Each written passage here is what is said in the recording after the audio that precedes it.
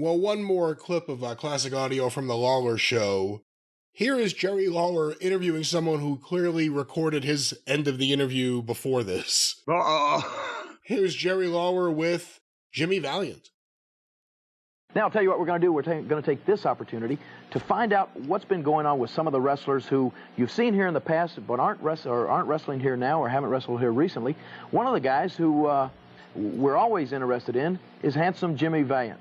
Now, Handsome Jimmy, we want to know where you've been wrestling the past few months, what you've been doing, a little bit about your activities. So, Handsome Jimmy, just, where are you and what are you doing, man? Tell us now. You know, that's a difficult question, Kingfish. I don't know. I've been myself, brother. You know, a brother asked me on the street the other day, he says, where you at, man? I says, I don't know. Where you at? He says, I don't know. I ain't nowhere, too. Yeah. You know something? Another act asked me a question. He says, what do you think about the world situation? I said, why don't you ask Johnny Cash?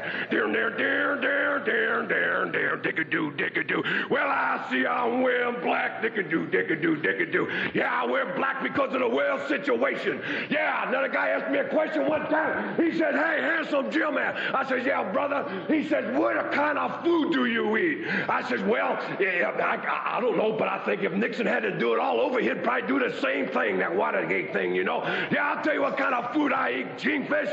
I eat anything I want to eat. I'm all going on a diet. You know, I went on a diet, two diets, brother. One diet was enough to eat, you understand? A diet, I'll tell you about a diet, brother. You know something, the best diet is low carbohydrate and high protein. You know, I don't know where I'm going. I don't know where I've been. All I know, Kingfish, I love you, Jack. I love you to death, baby. You know something, people? I love Memphis, Tennessee. I love King Lawler. I love Jared.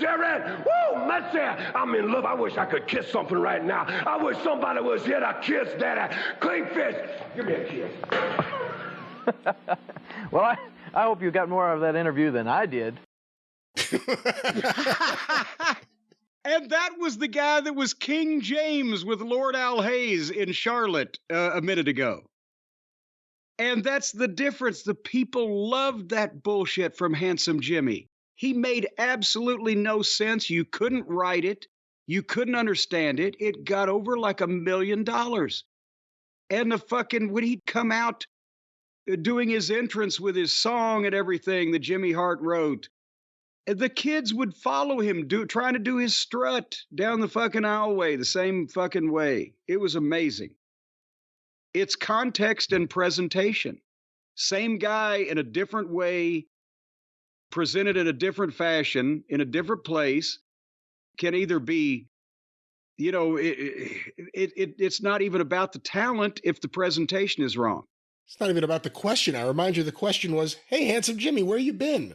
Oh, yeah, well, no, but I'm talking about the difference between King James and Handsome Jimmy is that lit shit up. And, you know, and that's the thing is, he didn't, you believed him because who could do that on purpose? and it worked. Woo, must one more before we wrap things up. Here's another one from the Lawler show. Well, we're back on the Jerry Lawler show, and you know, ever since I got my own show, I've noticed a little bit of jealousy from some of the other wrestlers. I think there's quite a few of them that think that they should have their own show. So what I've done, I've gone out and given some of them an opportunity to see what it would be like.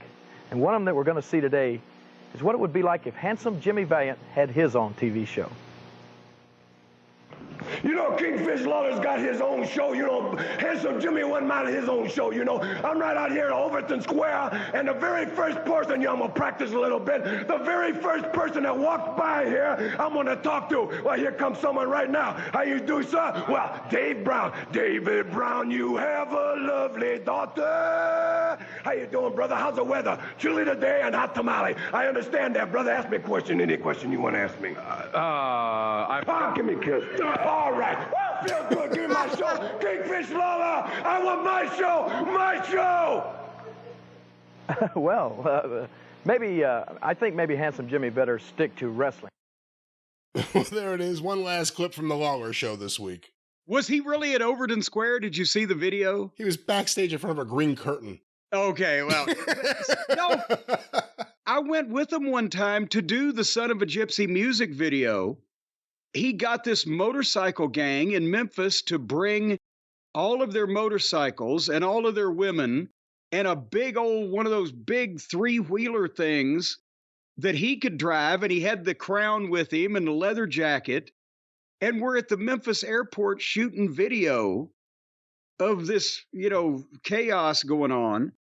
And that's when then they got him coming off the, the plane. I came rolling into Mempho, TWA, but we sold like 1,000 color 8x10s at $3 a piece 44 years ago or whatever, of Jimmy Valiant with the crown on that big ass fucking motorcycle out in the parking lot. It was, they would take him all over town and people would recognize him. And you got great reactions from all these people. It's Jimmy Valiant. Holy shit. This is a weird question. Did Jimmy or did the Valiants themselves invent it's so stupid, such a stupid question. The hands on the hips looking at nothing in the sky from side to side. Yeah, the look.